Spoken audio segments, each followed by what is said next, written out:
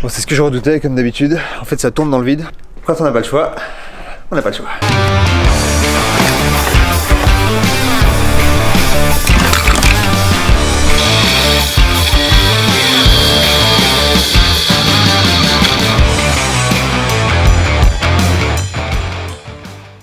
Bienvenue cette semaine dans une nouvelle vidéo, la deuxième vidéo sur ce projet, donc le Chevrolet Suburban.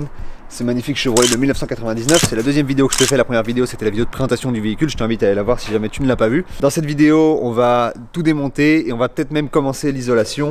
C'est un peu le but de cette vidéo. Comment on va débuter cette construction? On commence par le plus désagréable, enlever les sièges. Et le problème c'est que, je pense que tu vas comprendre très vite, c'est un véhicule de 1999, ça fait donc plus de 20 ans que les sièges ont été installés. Les boulons, ça a été installé avec des énormes boulons, des énormes vis et ils sont complètement grippés, donc j'en ai déjà fait la moitié hier à la meuleuse. Donc la première étape ça va être d'enlever les sièges et puis ensuite on va enlever la cuve. Ensuite on va pouvoir enlever la moquette, enlever le plafond, isoler le sol, on va enlever tous les caches plastiques. Donc on est parti, on a deux banquettes à enlever pour transformer le véhicule en véhicule de place.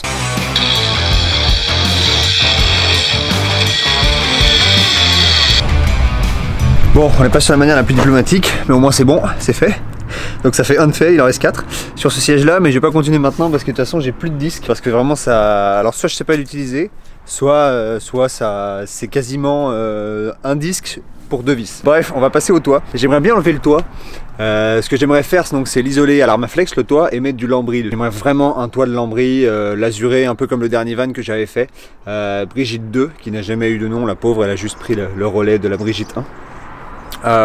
Et donc d'ailleurs il est vendu ce van, hein. J'ai eu pas mal j'ai eu quelques questions comme ça, des messages et un commentaire sur la dernière vidéo. J'en ai pas parlé sur YouTube mais je l'ai vendu avant Noël. À chaque fois que je me lance dans un nouveau projet il faut que je vende celui d'avant, déjà pour des questions financières et surtout parce que je pense que j'en aurais pas l'utilité si je gardais de toute façon le van. Bref, on va enlever le toit.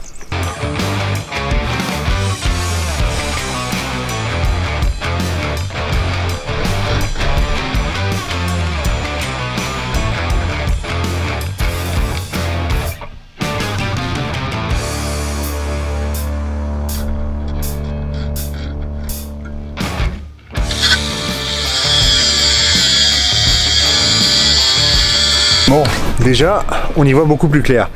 En fait, je t'explique. Je viens de gagner à peu près au moins 10 cm, non, peut-être 7-8 cm sur le plafond. Parce qu'en fait, il y avait une espèce de bosse ici, que je suis en train de te montrer, là, de te mettre à l'image. Et en fait, moi, je pensais que c'était dans le châssis. C'est-à-dire que je pensais que c'était la tôle qui était comme ça et que j'allais devoir adapter le lambris à ça. Ce qui fait que ici, c'était beaucoup plus bas, en fait, et j'avais beaucoup moins d'espace. En fait, là, je viens quand même de remonter pas mal le plafond parce que je me suis aperçu que c'était pas le châssis qui était comme ça, mais c'était juste le support. Ça, c'est une bonne nouvelle parce que ça fait qu'on va pouvoir mettre le lambris plus haut et du coup avoir plus d'espace. Maintenant, il faut voir où est-ce que je m'arrête. Je sais pas jusqu'où emmener le lambris. Justement, je suis en train de décider. Parce qu'ici, à la base, il y a un bouton de climatisation et puis il y a 2 grilles d'aération. Est-ce que je conserve ça ou est-ce que je vais jusqu'ici, jusqu'au poste conducteur, enfin jusqu'à l'avant, c'est-à-dire est-ce que j'enlève ça finalement? Je sais pas encore. Donc finalement j'ai décidé de partir sur cette coupe là, je pense que c'est pas mal. Je vais mettre le lambris qui va arriver jusque là ici. Là je vais mettre donc un tasseau, le lambris qui arrive, et puis ensuite je mettrai une baguette ici de lambris probablement qui viendra fixer le cache ici. Et je pense que ça fera un truc assez propre. Bon là, si jamais tu te poses la question, on peut plus faire demi-tour, hein. C'est terminé. Là, c'est compliqué.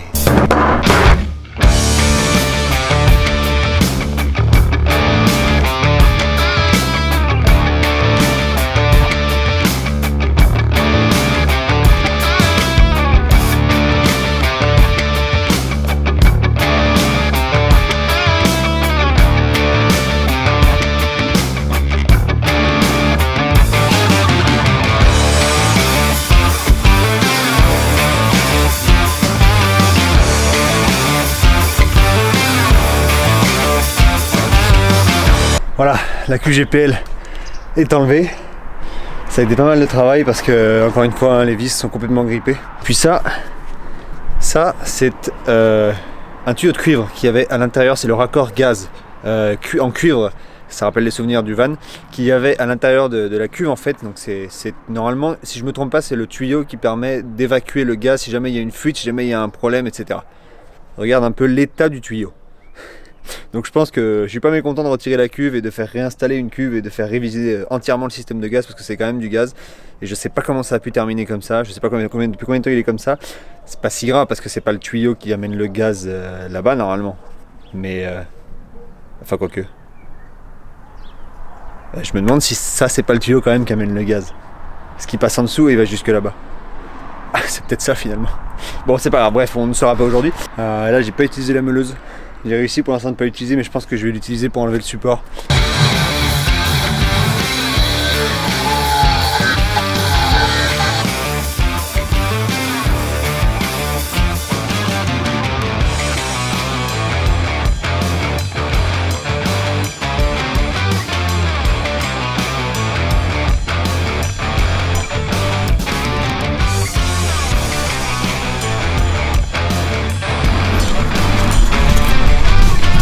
Ça sert quand même d'avoir un gros 4x4. Regarde tout ce qu'on peut charger dedans. C'est super pratique. En fait, je pense que je vais le garder comme ça va me permettre de charger pas mal de choses. Enfin, au moins pour charger l'aménagement, c'est bien. Je peux aller au magasin et le ramener directement sans rien couper sur place. Donc ça, c'est quand même bien cool.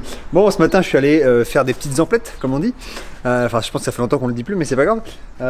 J'ai acheté du tasseau pour le plafond, du tasseau pour le sol. J'ai acheté le lambris pour le plafond, j'ai acheté le sol. J'ai l'isolation qui est juste ici, c'est de l'Armaflex. Je t'en parle juste après dans la vidéo puisqu'on va l'isoler ensemble. J'ai pris de la mousse expansive. Bref, j'ai fait le plein pour la prochaine semaine. On a pas mal de boulot.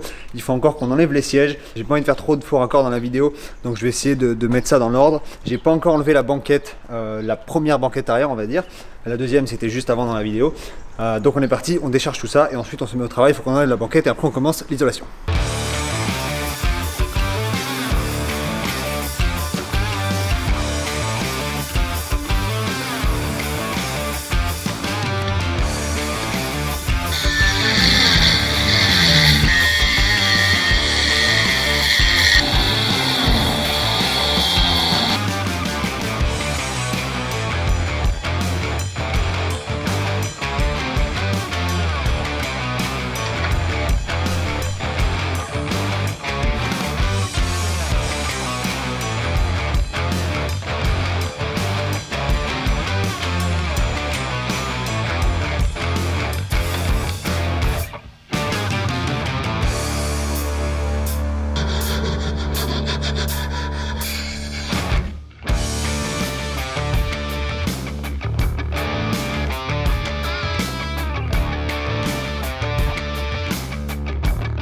Châssis est à nu, il y a un peu plus de rouille que ce que je pensais mais rien de très grave, il suffit juste d'appliquer de l'antioxydant, de l'anti-rouille dessus et ça va le soigner. Pas de la rouille profonde sur le châssis quoi, c'est juste vraiment de la rouille en surface et voilà, donc rien de très grave. J'ai souvent ça aussi sur les fourgons. Donc pour un châssis de 20 ans c'est pas mal du tout. Je pense que c'est un véhicule qui a passé pas mal de temps sous la flotte aussi, donc c'est pas mal du tout. Donc la moquette ça y est enlevée et je redoutais la moquette parce que j'avais peur qu'elle soit collée à certains endroits. Et si elle avait été collée ça aurait été... Je trouve que c'est super dur d'enlever une moquette qui est collée avec de la colle spéciale moquette. Je sais pas si t'as déjà essayé, mais si t'as déjà essayé je te conseille pas de le faire parce que je te conseille de la laisser. Voilà, si t'aimes pas la moquette dans la pièce, tu laisses la moquette si elle est collée. Tu feras avec. C'est tellement dur à enlever. Bref, bon il y a quand même un truc qui change pas avec ce 4x4 et les Crafter Sprinter, les fourgons que j'ai fait avant, c'est que faire le ménage, nettoyer le châssis, c'est toujours la partie la moins sexy, la moins intéressante. Mais c'est indispensable parce que le châssis évidemment il était super sale. La prochaine étape là c'est d'appliquer une couche d'acétone partout, ensuite d'appliquer de l'antioxydant, du Rustol, et ensuite on va mettre les tasseaux pour ensuite poser l'isolation, pour ensuite poser le sol. Il reste pas mal d'étapes, mais on avance bien.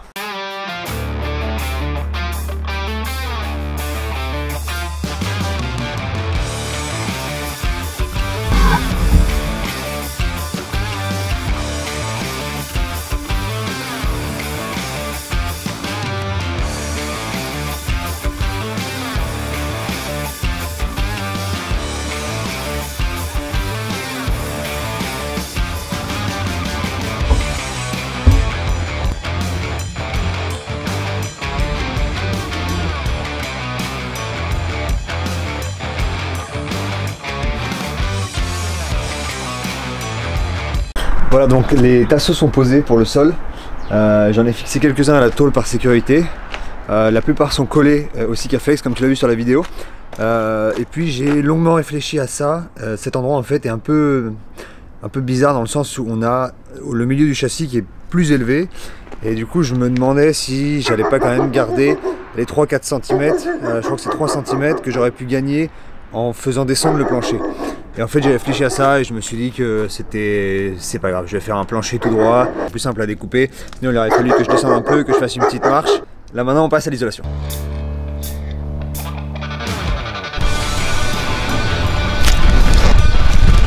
Alors pour ce van, pour ce 4x4, j'arrête pas de dire ce van, j'ai choisi de l'Armaflex, ça rappelle des souvenirs de l'Armaflex 19 mm. C'est celui que j'ai mis au sol sur mes 2 premiers vannes, sur Alphonse et sur Brigitte. J'en étais hyper satisfait. L'Armaflex, c'est une super isolation phonique, que l'isolation phonique est bien meilleure avec l'Armaflex qu'avec la laine de chanvre, parce que pour mon dernier van, j'ai utilisé la laine de chanvre. Par contre, au niveau thermique, la laine de chanvre et l'Armaflex, je trouve que c'est pareil. Mais je pars sur l'Armaflex parce que ça résiste beaucoup mieux à l'humidité, puis c'est surtout un peu plus simple à poser.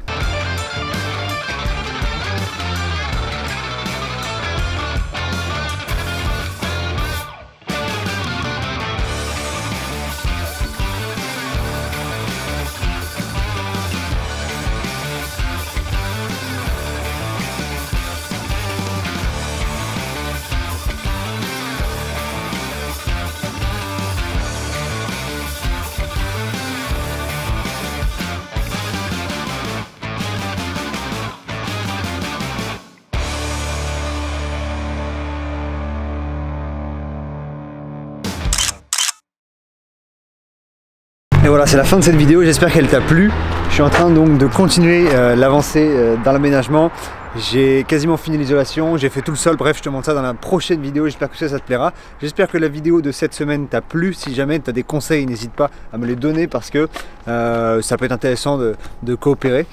C'est aussi le but du partage sur YouTube. Puis voilà, on se voit très vite pour une prochaine vidéo, prends soin de toi, ciao.